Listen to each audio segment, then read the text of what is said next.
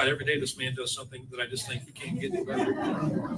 Today, Donald Trump, a 78-year-old who's never earned a real paycheck in his life, was putting on a show, playing dress up at McDonald's to act like he is one of us. I mean, think about that. I mean, he spent his life screwing over workers, and his next act, Project 2025, will make it even harder for Pennsylvania workers and their families to get by, all while making Trump and his billionaire buddies even richer. But again, another twisted irony in Trump's dress-up show today. Kamala Harris doesn't have to put on a show. She doesn't have to play dress-up at McDonald's because she actually wore the uniform.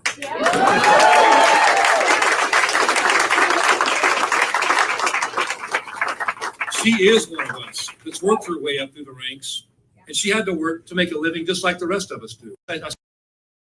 Christian nationalist leaders are saying that the Jezebel spirit, a concept with deep racist and misogynistic roots, is working through Kamala Harris and other female Democratic candidates in a way to frame the 2024 election in terms of spiritual warfare. The term is inspired by the evil biblical Queen Jezebel. Jezebel has long been used to degrade women and especially Black women. In the time of slavery, Jezebel was used to justify the systemic rape of Black women and girls by casting them as overtly sexual and untrustworthy. The Jezebel spirit has even further sinister connotations. It's the idea that demonic forces are working through progressive candidates and causes in spiritual battle between good and evil. The movement believes that Donald Trump is God's anointed one and must win the 2024 election. The Jezebel spirit is also often associated with abortion rights, LGBTQ+ rights, and feminism. But scholars say when used against Harris, it's impossible to separate the Jezebel spirit from its racist and misogynistic origins. Some Christian nationalist leaders are saying that the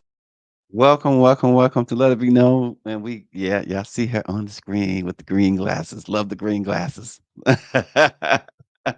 Rashonda Tate is with us this morning. Lots going on. We have actually we got a pretty interesting conversation coming up later in the program this morning. We're going to be talking with Elizabeth Linos, who is the Emma Bloomberg Associate Professor of Public Policy and Management at Harvard Kennedy School, talking about a study titled "The Effect of White Co-workers on Black Women Careers."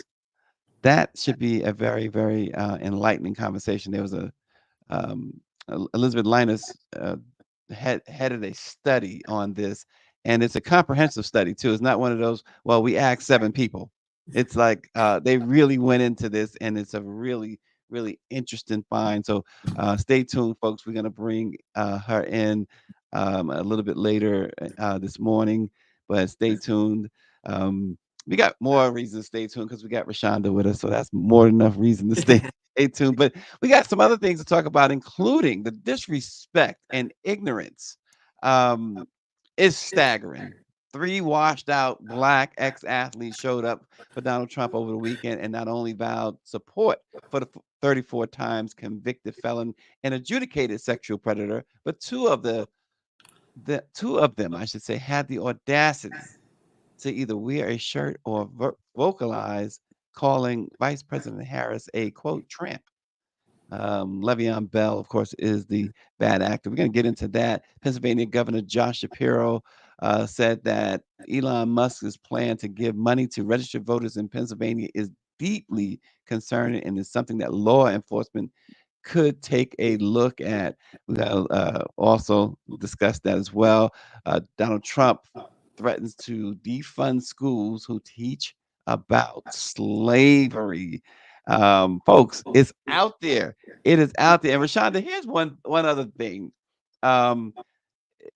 Before we get into everything else. So at a campaign rally this weekend, right?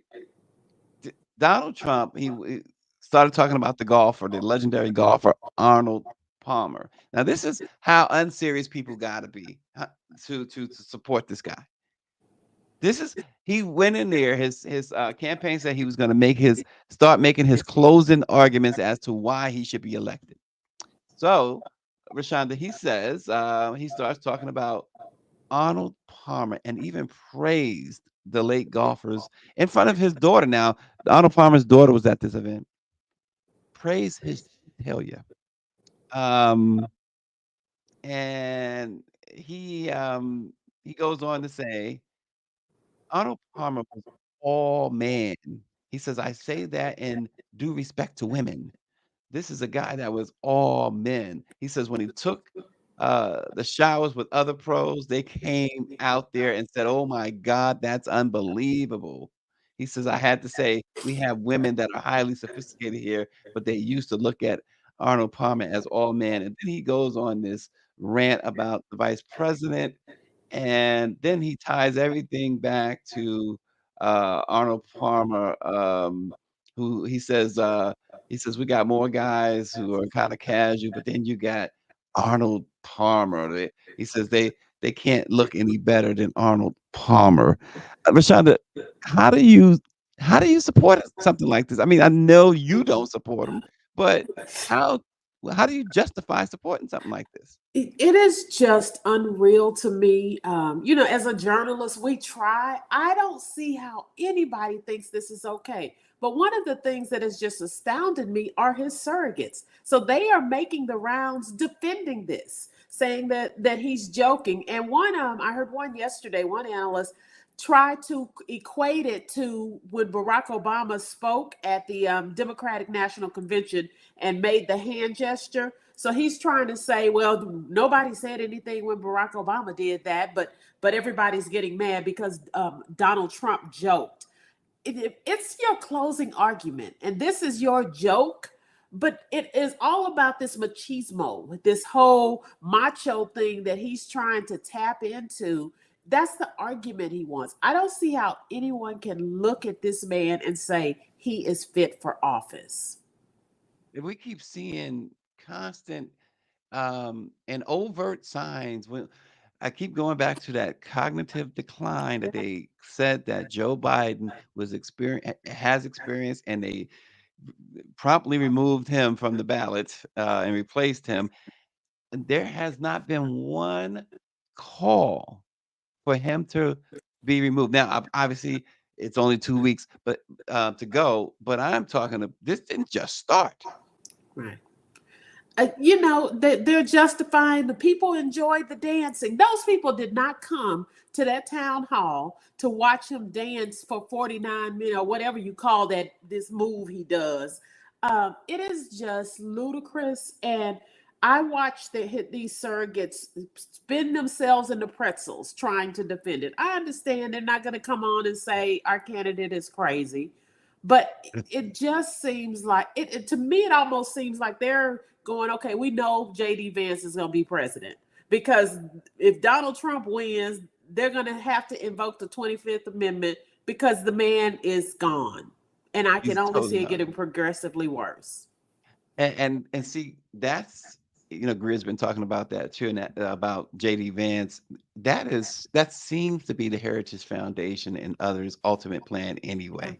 Yeah. JD Vance is, I mean, the guy came out of nowhere. Number one, he's just uh, he just does not in any way qualify to be a vice president or a president, but that's their guy. I think that's the plan from the beginning, because no way they're looking at Trump and everything he's doing right now and saying, yep, this is our candidate. Yep, this is the guy we want guiding us for the next 4 years.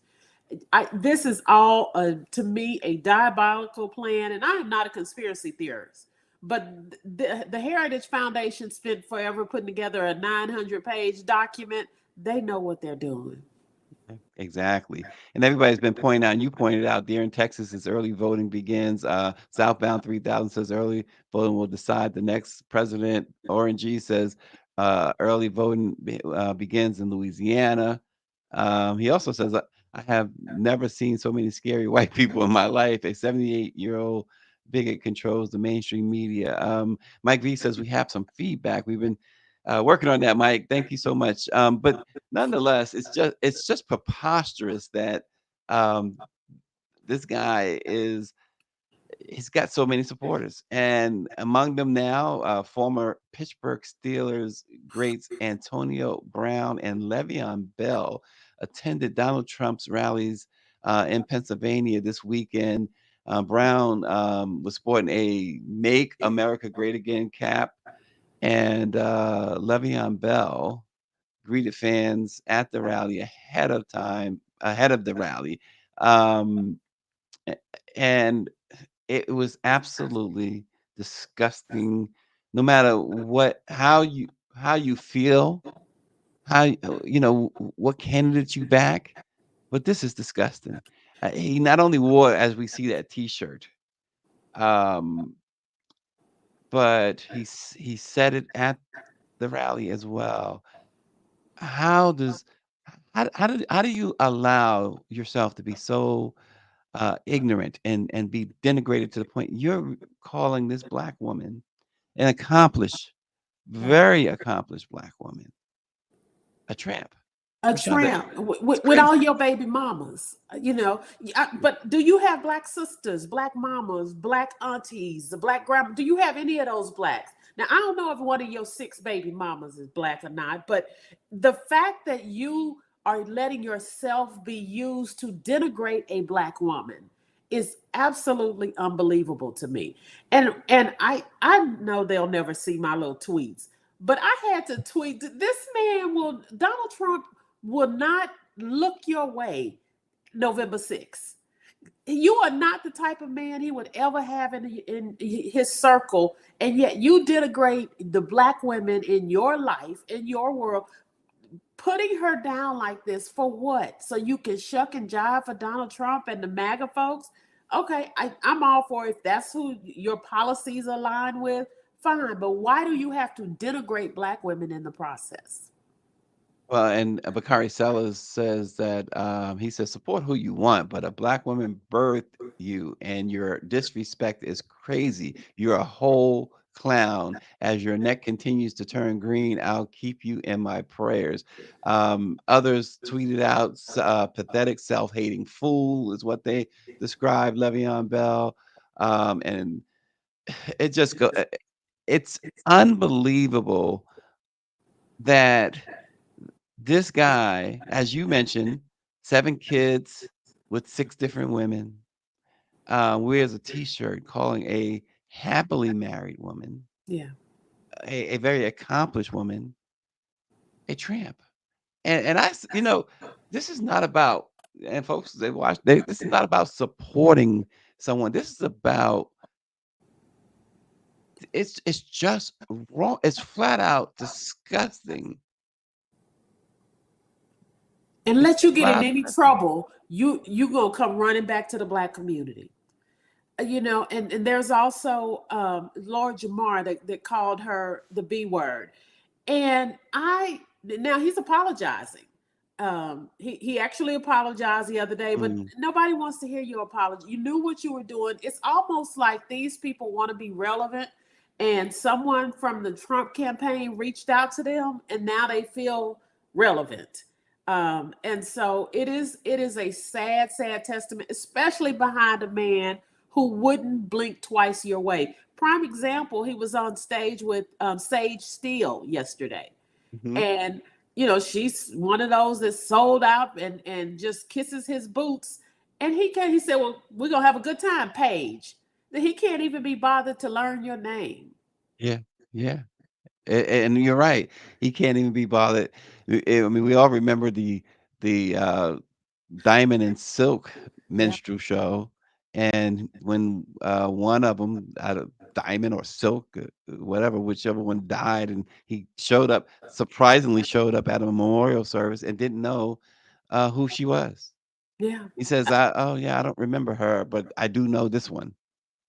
But that's indicative of who he is. He did the same thing with the Latino rapper or music producer, the artist who really alienated his base, lost tons of deals when he was at a rally, and Donald Trump told Nikki to come on out and said he's hot, she's hot, and it's a he. That's how little he cares about any of these people that are selling out their communities, that are just licking their boots to be a Trumpster.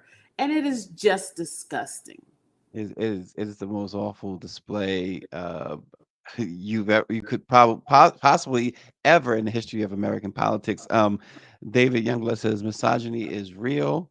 Austin says those three he says those three coons wore soft helmets. Mike V says mental decline. And Power 96 says it's a lot of black people who I will not think twice about after this election. So he says stay over there with Mr. Charlie. No cookout or crawfish boil for them. And going going further, yeah, Thomas Hitman Hearns as another one. Now, what stunned me about this, I don't know if it stunned me because Thomas Hearns has been in some wars in the ring and punch drunk and everything else probably applies. But one of the things that stood out when he took the podium for Trump, Trump introduced him as one of the greatest fighters of all times. And this is what Tommy Hearns' response was. He says, hearing those nice words come from you, man, it's got to be real. It's got to be real. He says, myself, I never thought I was a great fighter. I thought I did a pretty good job, but hearing those words come from you, man, I am excited. I am very excited. It's like that validation. You need validation from Donald Trump when everyone in your sport and everyone in your, no matter what sport, when you think of great boxers and you run down the list of great boxers, Tommy Hearns' name is ultimately going to come up somewhere. Mhm. Did he need why? What's with this validation stuff, Rashonda? You know, Luther Luke Campbell posted something that was pretty interesting to me. He said that the Trump campaign figured out they know that the Democratic Party isn't going to touch a lot of these people. They're not going to give the Le'Veon Bells and the Antonio, but they're not going to give them the attention. And Mhm. those people want to be part of something. And the Trump campaign has figured that out. So he said Donald Trump calls these black folks who represent the hood, is what Luke called them. But they're using them, asking them for their support. And these people are saying, yeah, I'll do it since you're the only one that called me. And they're feeling validated because someone has reached out to them. And it's so much bigger than that. But for some of these people, it's a pick me syndrome. I got picked, so yay, I can be can support you now.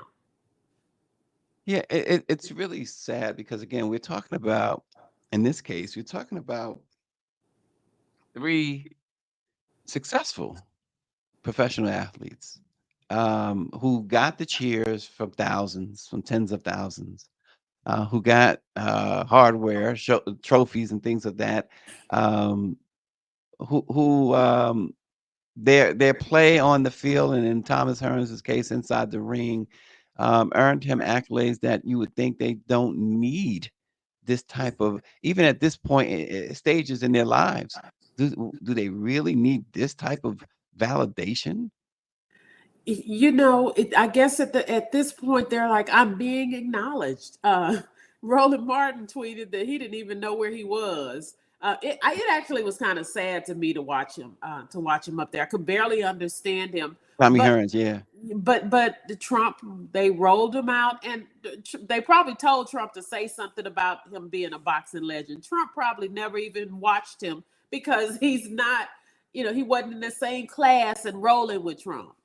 Right. I don't know how these people don't see that they're being used by a man that could care less after the election. He only cares now because he wants to peel off every little black person he can.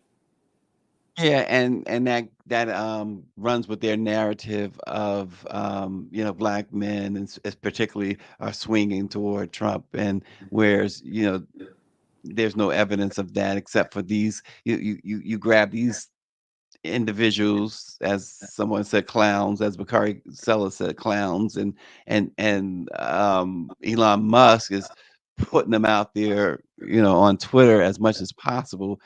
Um, and so people get this false impression that they speak for more than just themselves, which is just not true. It's just not true. Yeah. David Youngblood says the only response to these clowns with black mothers and sisters is to vote. He says we had black men as overseers on plantations. Yeah. Where are Trump's black his black surrogates and these black people on the campaign trail who are intelligent, who are making the argument for their candidate in a logical way? Those are the people he's trotting out, because he could care less about how he's making the black community seem. He's like, here's my black. I got a black, and here they are speaking on my behalf. Yeah, and that's exactly how he would say it too. Here's my black. And speaking of Elon Musk, Pennsylvania Governor Josh Shapiro said going to be awarding $1 million to randomly to people who have signed the petition every day from now until the election. You are a former attorney general. Is this legal? I think there are real questions with how he is spending money in this race, how the dark money is flowing, not just into Pennsylvania, but apparently now into the pockets of Pennsylvanians.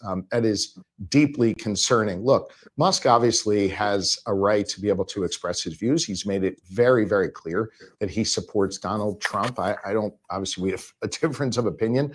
I don't deny him that right. But when you start flowing this kind of money into politics, I think it raises serious questions that folks may want to take a look at. So you think it might not be legal, yes or no? I think it's something that law enforcement could take a look at. We're going to be awarding.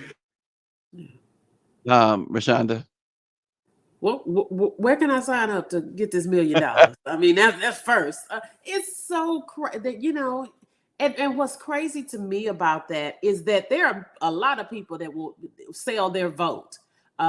He's saying right now it's just to sign the petition, but we know what he's doing. They're trying to buy votes, buy support, and the audacity to me of them to break the law, to just do what they want to do without consequence. That the Trump campaign is just, there is a different set of rules, a different set of standards. If Biden had done any of this, if Kamala Harris had done any of this, Republicans would be calling a session right now to try and file some charges, impeach everybody. But it's acceptable on their side. Yeah, it is.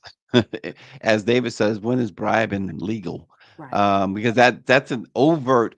There's nothing undercover about that. That's an overt bribe right there. And what I think people need to understand, if Donald Trump and his people will do this kind of stuff out in the open, what do you think he's going to do when he's president and the Supreme Court has basically given him presidential immunity? We will see stuff we have never seen the likes of. He's doing this now. It's going to be 10 times worse if he wins. Well, and also, just to go along with what you said, we did a story for Black Press USA on Friday afternoon about the fact that Trump, when he was president, how he not only overcharged the Secret Service for his and other folks, foreign dignitaries and others at his hotel in Washington, but he went way above. For instance, it was supposed to be the per diem. It was supposed to be something like $214 a night. He charged about $900 a night.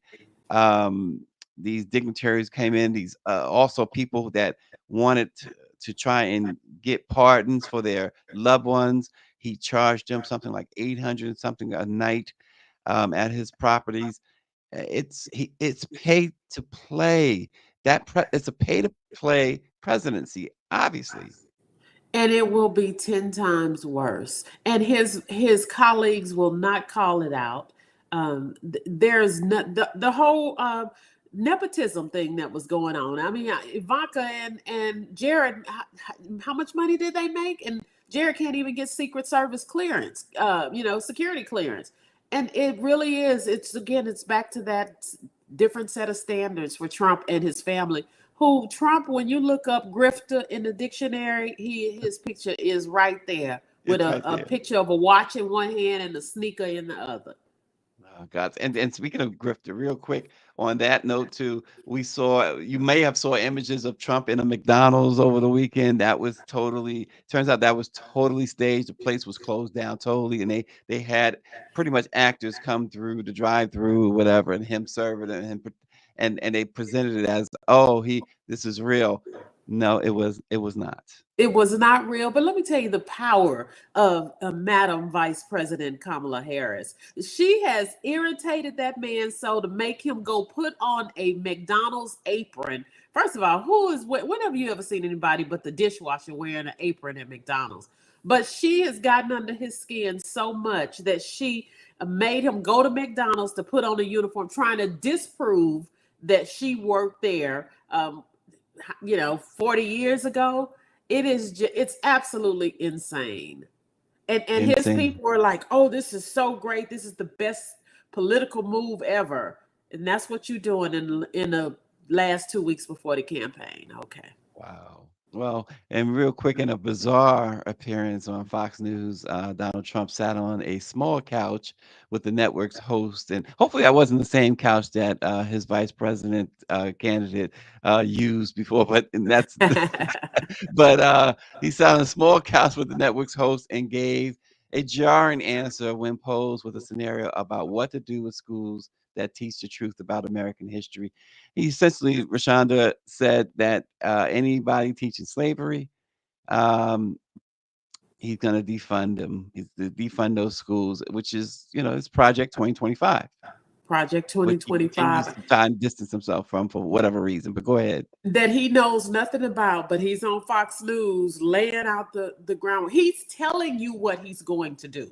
And his surrogates continue to go, oh, he's not going to do that. Donald Trump, he's just mouthing off. He's going to do whatever he wants. Yes, schools will lose funding for teaching about Harriet Tubman, for teaching about slavery. We already had a problem here in Texas with them trying to change textbooks to make it seem like slavery was a mutual beneficial thing, that Black people enjoyed being slaves. We've had to fight that issue itself. Now, if you have Donald Trump at the top, our kids coming up will know nothing about it because it will be erased from our textbooks. Oklahoma will have Bibles in their they'll have Trump Bibles at that in their schools, Which they would have had to have paid for right? dearly. Those gold Bibles. Yeah, at $60 a book. Good night. How are they allowing this stuff, Rashonda?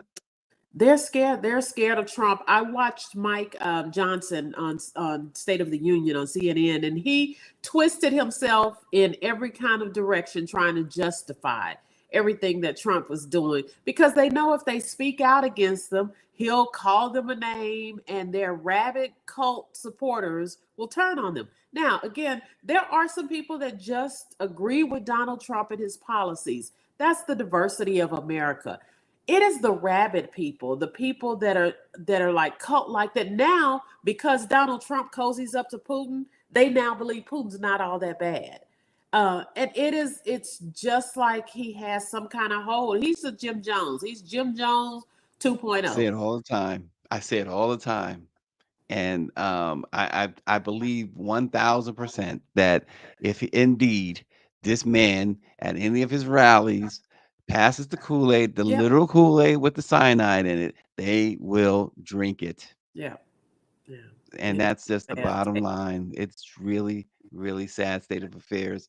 American politics is just, it is what it is, as they say, but it is the worst it's Yeah, ever and been. I watch the Kamala HQ on social media. Her social media team is on it, but it's gotten to the point now that all they have to do is retweet his words.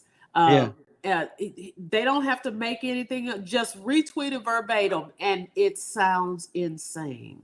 Yeah. And they do I will say this about the vice president's social media team. They do a heck of a job. It's was it Kamala HQ headquarters? Yes. They do a phenomenal job of just like you said, he said the craziest stuff he says, just tweet it out. This is the other choice you have. Right. Right. Just putting it out there. And I it appears to be effective. We'll ultimately find out in 2 weeks, right?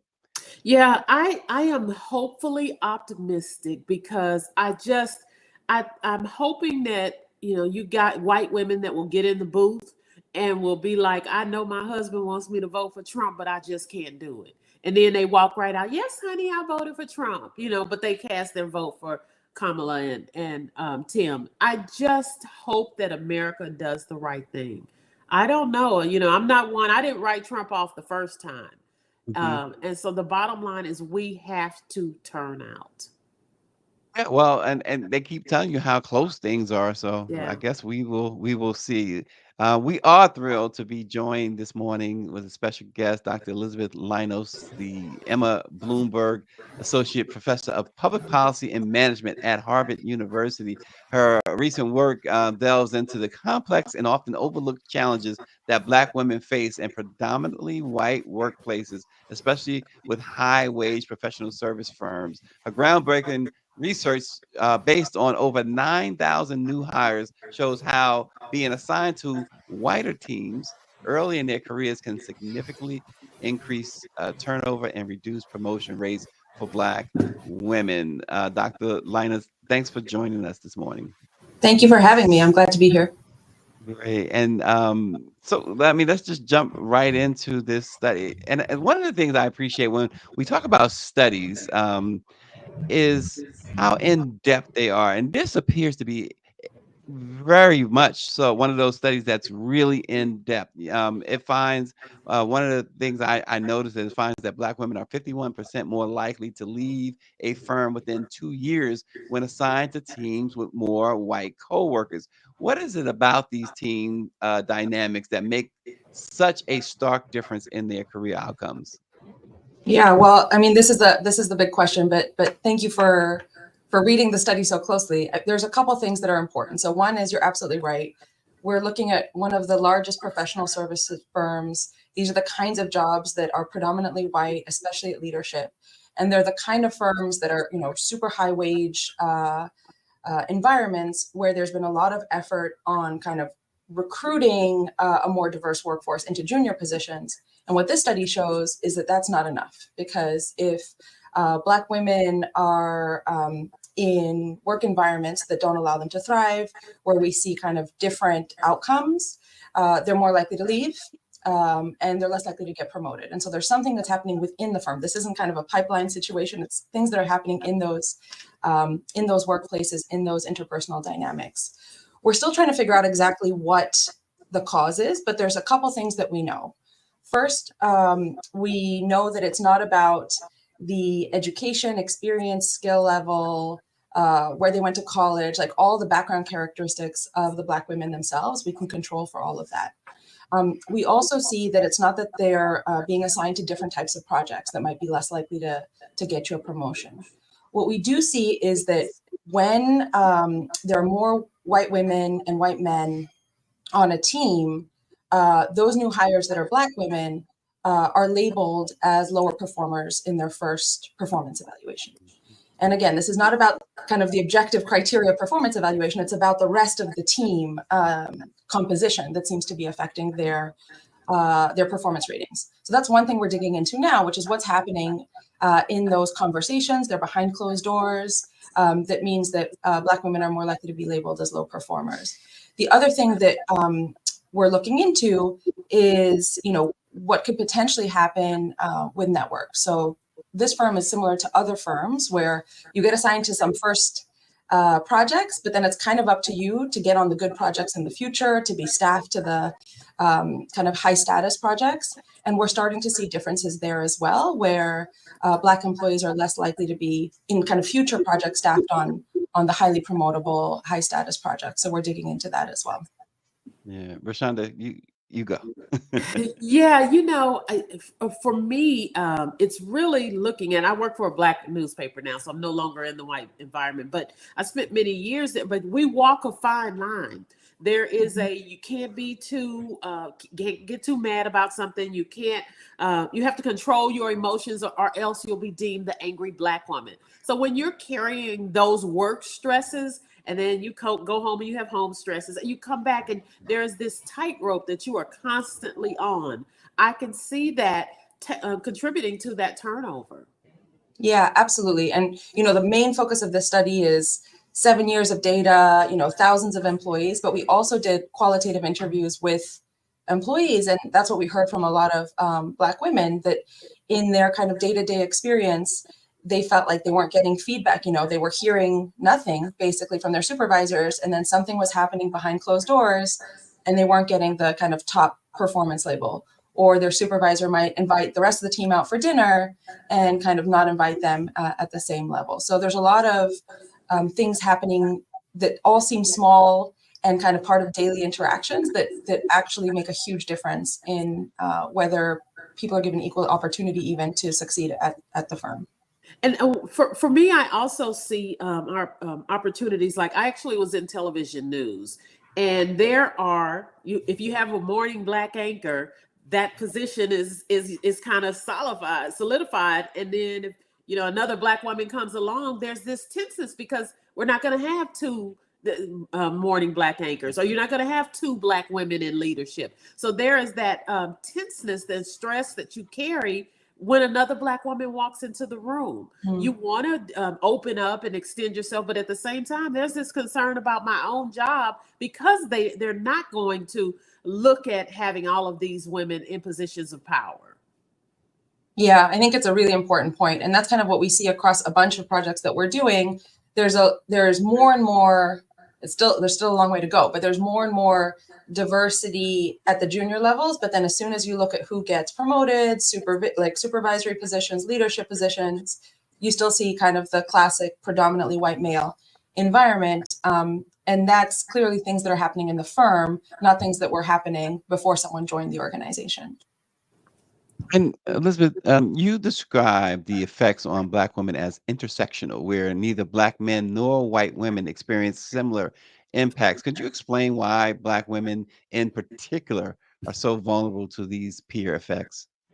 Yeah, there's two things that I think this study points to. One is, at least in the academic world, for a long time we would talk about people of color as though the experience of all people of color is the same. And we really wanted to dig into not only differences by race and ethnicity, but how that intersects with gender. And we know from so many other studies that Black women in particular face a double disadvantage, both because of their race and because of their gender. And we wanted to see what that means in a workplace that is predominantly white and male. And what we find is exactly to your point, even though overall, there's still kind of a very clear disparity where Black employees in general are less likely to get promoted, more likely to leave.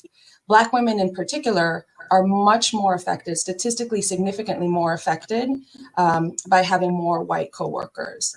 And we're able to dig into that intersectionality for those white coworkers as well. And it looks like both white men and white women play a role in that disadvantage. At least in the data, it looks like for promotion, the effects are larger if you have more white men on your team. But this is a firm where, the highest promotion rate is actually for white women.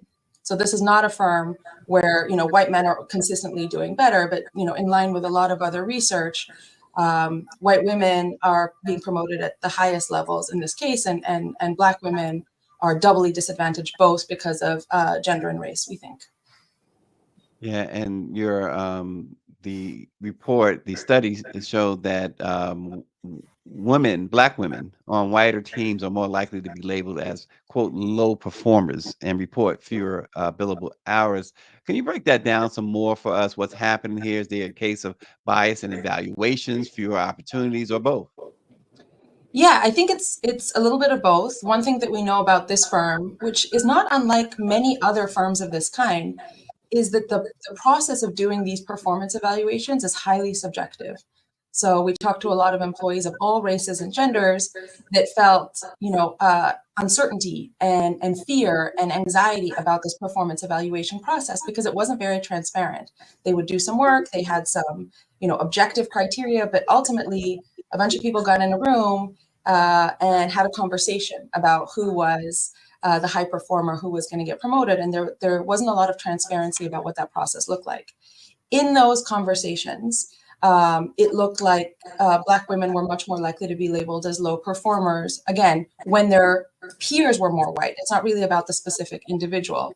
And I'm a behavioral scientist, and we see this in a bunch of different areas. When you have a lot of uncertainty or not a lot of transparency about what the criteria are, it's very easy for people to revert back to their gut feelings or their kind of emotional responses or their biases about who fits, who belongs there, who's a good employee. And so one thing that a lot of behavioral scientists work on is how do we make sure that those performance evaluation processes are clear and structured and don't allow for human bias or human instincts to really be the driver of who gets promoted or who's asked to leave. And that's really a structural question, right? How do we build staffing systems in an intentional way? How do we build performance reviews in an intentional way so that we're not just asking people to kind of go with their gut or talk about fit, because that's really where a lot of bias creeps in. How can this study help people realize their bias, especially when it comes to implicit bias? A lot of people don't realize it, and if you were to point it out to them, they'd immediately become defensive. How can we use this information to help people see that implicit bias that exists within? Yeah, I think for me, and I'd be curious if you agree, it really helps to have the numbers, right? So what we're showing in this study is not different than what a lot of people have experienced in their day-to-day work and have been saying for a really long time, that this is their lived experience at work. I think this study might help because the numbers are so stark. So it's a very rigorous quantitative analysis. We're looking at over 9,000 new hires. We're looking at their networks of more than 100,000 people over 7 years. So it's a lot of kind of really rigorous work to say, look, I know you think the problem is a pipeline problem or a recruitment problem or a mentorship problem, but actually the data doesn't pan out in that way. And so I'm hoping that the data and the ability to really focus on this intersectionality, really look at the difference for Black women in particular, and other groups, in particular, can start that conversation. The one thing that I do want to emphasize, and I think this study points in this direction, is that there's a lot that the firm can do, right? And that white supervisors need to do differently and white leaders need to do differently. This isn't really a situation where if you can just increase overall representation, somehow you're going to change workplace dynamics. And I think the data really points to that. Yeah, and Elizabeth, one of our viewers, Mike V, says that with all of this anti-DE&I legislation, how can we approach this without the backlash of either being fired or ostracized for bringing it up? Yeah, I wish I had a good answer to that question. I think it's a really important one. To me, it really comes back to looking at the data and objective information. So I think it's important that scholars present what the information looks like today. This is a study of a current firm. This isn't from the 80s or the 90s or the 60s. It's happening today. But I also think that we put a lot of pressure on these very broad DEI initiatives without necessarily resourcing them effectively, thinking about whose behavior needs to change, thinking about what kinds of structural changes need to happen in workplaces.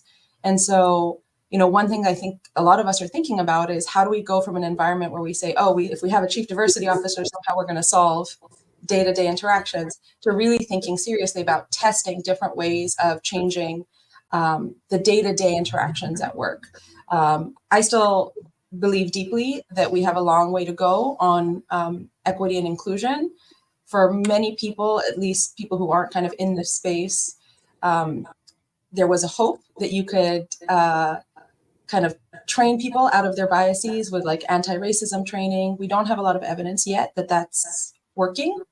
And so we still need to work hard to figure out what needs to change in the workplace at a structural level, because it doesn't seem like you can train your way out of these types of biases, at least not yet.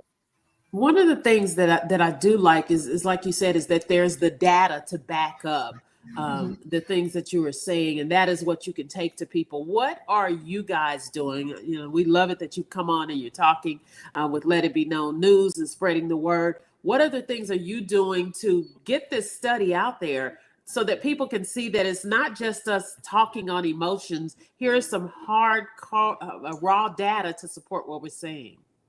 Yeah, so a few things. The one is, speaking on shows like this one, making sure that the academic community is also on board. So we had to do it's a whole different conversation with white scholars and Black scholars to be like, this is what the data looks like, and really having them push, as they should, on like, is it, is the mechanism right? Are we getting it right? Is the data correct? Getting a lot of robustness out of that. But for me, the main kind of goal of all of this work is to then be able to go back to firms who are excited and interested and worried about what's happening in their firms and say, okay, look, we have this as a starting point. Let's not stop at describing the problem. Let's test solutions. So my team, as well as other teams, are really focused on experimental work in organizations that say, okay, what would it look like if we change the performance evaluation system? Let's test that in the same rigorous way that we did this study. What would it look like if we staff teams differently? Let's test that. What would it look like if we changed who was paired with whom when they first started a new firm? So I'm really excited to go back into organizations like this one and say, this is where you are right now. This is the baseline. Now it's our job to work together to try to figure out what works. And we're going to get it wrong, but I'd rather know than not know many times before we get it right. And your paper also highlights that early career experiences are critical to long-term success, especially for Black women. Elizabeth, what immediate steps should companies take to ensure that these initial assignments and interactions don't set Black women up for failure? Yeah, I think that's really critical. So we're still trying to figure out, especially what should be done during onboarding and in those early years. So a lot of my studies, not just in this setting, really focus on those first 2 years. We see really significant changes in people's career trajectories because it changes who you're connected to, whether or not you're considered a high potential employee early on. And so there's a couple of things that people are testing right now. One is, how do we set people up for success during onboarding? My worry is that a lot of those efforts are really putting the onus of change on the new hire. And as we already discussed, there's a lot going on for every new hire, but especially a new hire who is in an environment where they might be both a racial minority and a gender minority. So I'm actually really excited to think about how we change the behavior of managers of new hires. So we're excited to think about what kind of support, training, new information, nudges we can give to a supervisor about what it's like to work with new hires of different races and genders, what they need to do differently to support them, how to provide feedback in a way that's explicit, as opposed to doing it behind closed doors. And then, there's a big question about how to build stronger networks that we're still thinking through. Like, what is the right way to make sure that new hires are able to access the networks that make you successful at the firm, whether that's time with senior leaders in the firm, whether that's staffing them on projects that are high priority or high visibility projects, or whether that's really just creating opportunities of teams to be objectively rated in their performance ratings. This study, as we said at the top, very, very comprehensive. Is there, when you think about this study as a whole, if there was one thing, Elizabeth, that you want people to take away from it, the most important thing, what would that be? Yeah, that's a great question. I think for me, this kind of fundamental point that for Black women in these really high status elite firms, having more white coworkers can be detrimental to their career success. is in itself the headline finding, that there's something happening in those conversations, in those interactions, in those early days that has these huge consequences. And to me, that should put the pressure on white managers and white coworkers to rethink what's happening in those early days that is creating these disparities. We didn't have previous studies that looked at the effect of peers in these high status, high wage firms. And so I think this is really the headline finding. There's something happening in those teams that we need to pay more attention to. And the converse of that is, I think that means a little bit less attention to just thinking about pipeline, recruitment, kind of broader mentorship programs, putting the onus of change on white peers. Shonda? What would you like to see the Black women and the white, Black women and white women doing better, working together and changing these numbers in the future? What would be in your ideal world? I mean, in my ideal world, anyone's performance evaluation shouldn't depend on who else is on their team, right? In my ideal world, anyone's opportunities to work on kind of high status projects should be identical and should have nothing to do with, of course, their race and gender and their peers. One thing I think we could start to look into is how to make all of the steps that lead to promotion or turnover more explicit. So in my ideal world, feedback would be much more transparent. Performance evaluations would be much more transparent.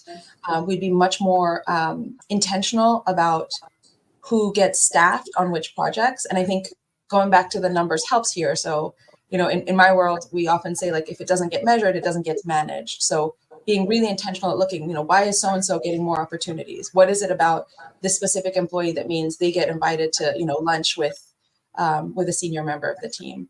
So for me, making all of that very explicit and transparent is kind of the first step. And I think all employees can kind of get behind that, because all employees, regardless of race and gender, feel that anxiety when there's uncertainty about who's going to get promoted and what the criteria of success are. It just so happens, and this is what we show in our study, that has much larger detrimental effects for Black women than other groups. But every employee can benefit from more clarity about how to succeed at a firm. But isn't it a mindset that will be required, a shift in mindset to make these changes happen? This is an important question.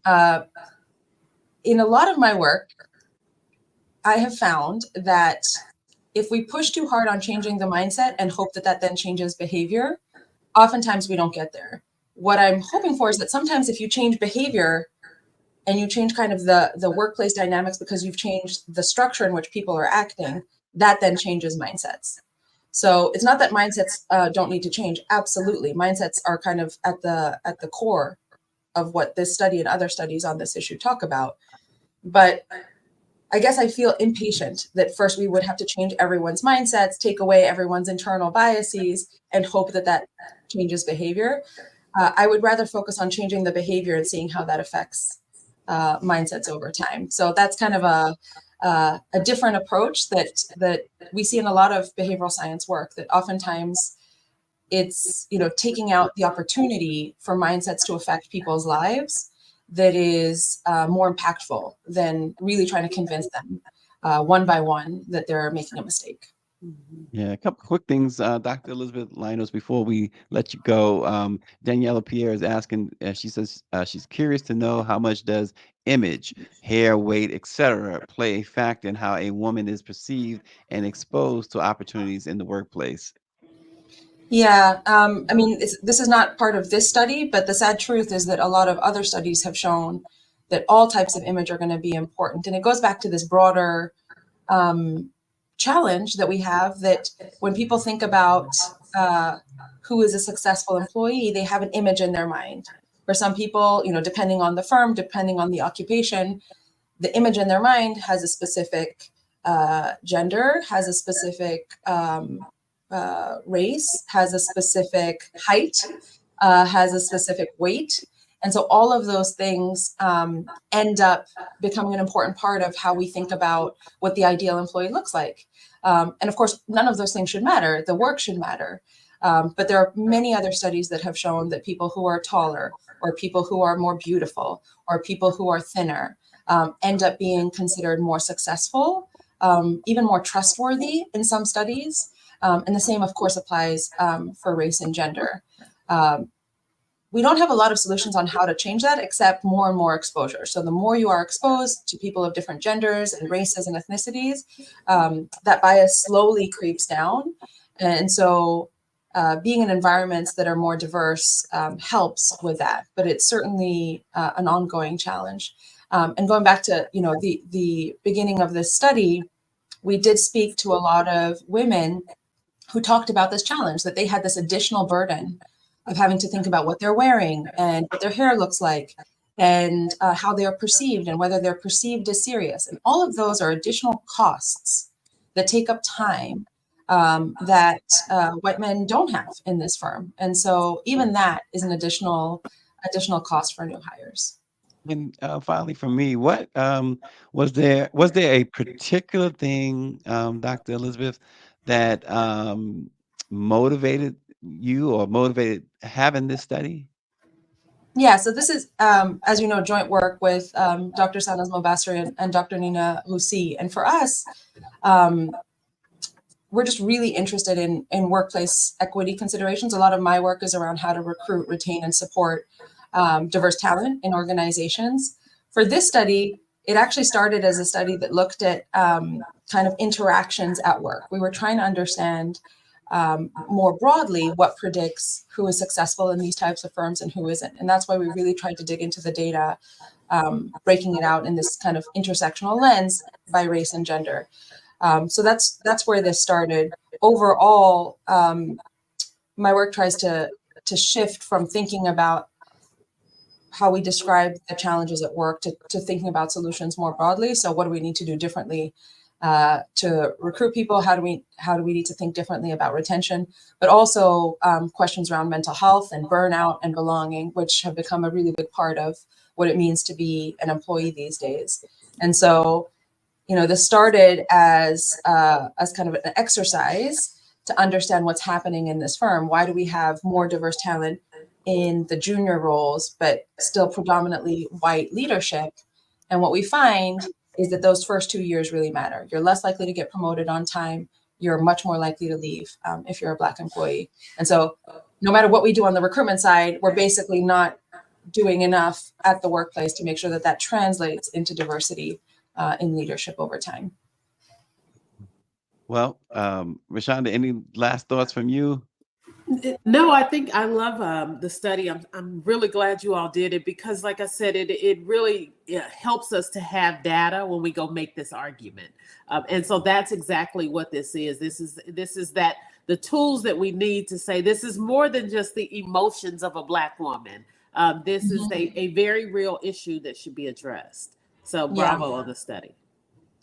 I appreciate that. I appreciate that. Thank you. Thank you for having me on the show. And truly, it's certainly, a lot more than emotion. It's also bad for the firm, right? It's costly when good employees leave. It's costly when good employees don't get promoted. And so this is a problem for everyone, not just for the Black women who are directly affected, but for firms that are competing for talent on the market. Well, Dr.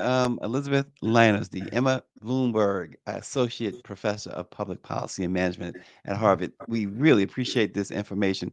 Very, very vital information, good information. And we thank you for joining Let It Be Known this morning. Thank you for having me. Absolutely.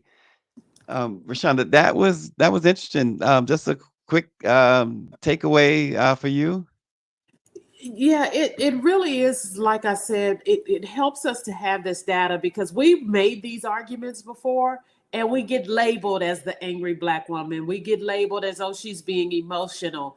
And what ends up happening is we just leave. Black women just leave the jobs and go find another job. And then the cycle repeats itself.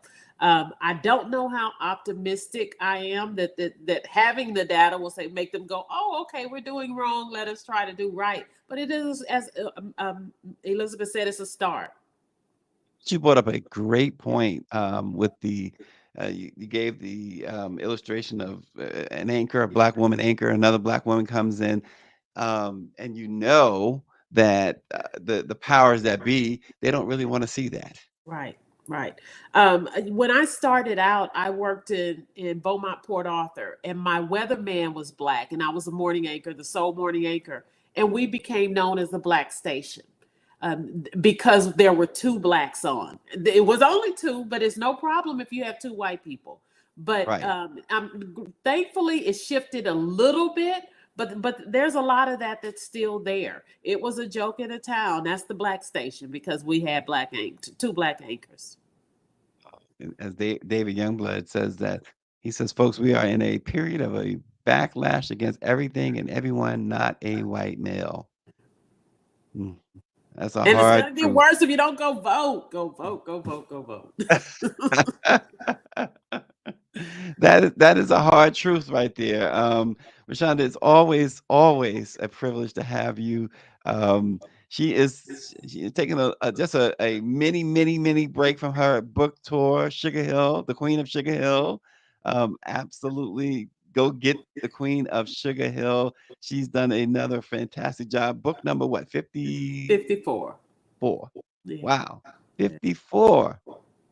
That's While amazing. still working as a journalist, managing editor at the Defender. So I love it. Well, folks, go check out the Queen of Sugar Hill. It's a compelling story. It's not necessarily a biography, it's not fiction, but what do you call it? It's biographical fiction. So you know how you Bio- watch a movie based on the life of Hattie McDaniel. Yes, there you go. Based on the life. Look, see, you got a fan. Orangey says it's a great book.